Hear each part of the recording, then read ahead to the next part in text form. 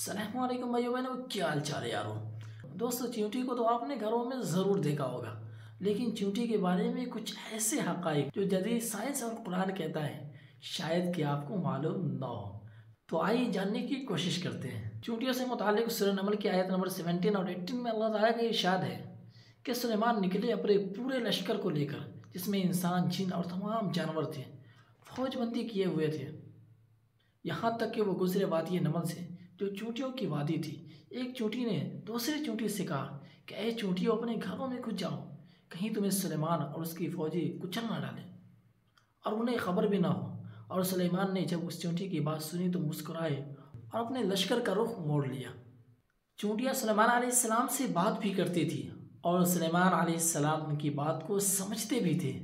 یہ بات قرآن نے 1400 سال پہلے کہا تھا، لیکن آج موجودہ سائنس نے بھی اس کو مان لیا ہے۔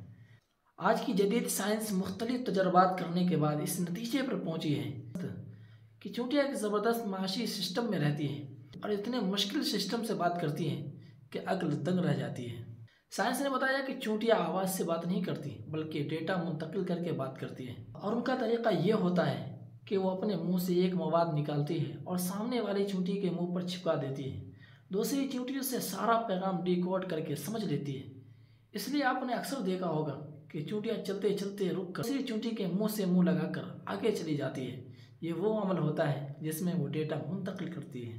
آپ نے اکثر دیکھا ہوگا کہ بارش سے پہلے چونٹیاں اپنے گھر کے باہر چکر لگانا شروع کر دیتی ہے اور مٹی کے پہاڑ بنا لیتی ہے تاکہ بارش کا پانی ان کے گھر میں نہ آ سکے۔ انہیں وقت سے پہلے بارش کا اس لیے اندازہ ہو جاتا ہے کہ ان میں قدرتی طور پر سینسر موجود ہوتا ہے جسے ہائیڈروفول کہتے ہیں۔ جب ہوا میں نمی کا تناسب زیادہ ہو جاتا ہے تو چونٹیوں میں موجود یہ سینسر اسے محسوس کرتا ہے اور چونٹیوں کے دماغ کو بارش کے متعلق پیغام پہنچاتا ہے۔ اس لیے چونٹیاں بارش سے پہلے ہی اپنے کھانے پینے اور رہنے کا انتظام کر لیتی ہیں۔ وہ لوگ جو ہمیں موسم کے بارے میں جانکاری دیتے ہیں، آپ کہہ سکتے ہیں کہ وہ بھی یہ عمل چونٹی سے ہی سیکھا ہے۔ تاریخ گواہ ہے کہ جنہوں نے قرآن میں غور و فکر کیا ان لوگوں نے درختوں کے نیچے بیٹھ کر نہ صرف زمین کے تہہ میں غوطہ لگایا بلکہ یہ بھی بتایا کہ انسان پرندوں کے مانند کیسے پرواز کر سکتا ہے۔ چنانچہ جنہوں نے سب سے پہلے جہاز کو بنایا تھا وہ کوئی غیر مسلم نہیں بلکہ وہ ایک مسلمان ہی تھا۔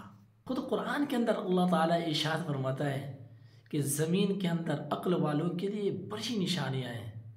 دوستو، اسی طرح سائنس اور قرآن سے متعلق اگر ویڈیو دیکھنا چاہتے ہیں تو ہمارے چینل کو سبسکرائب کر لیں۔ السلام علیکم۔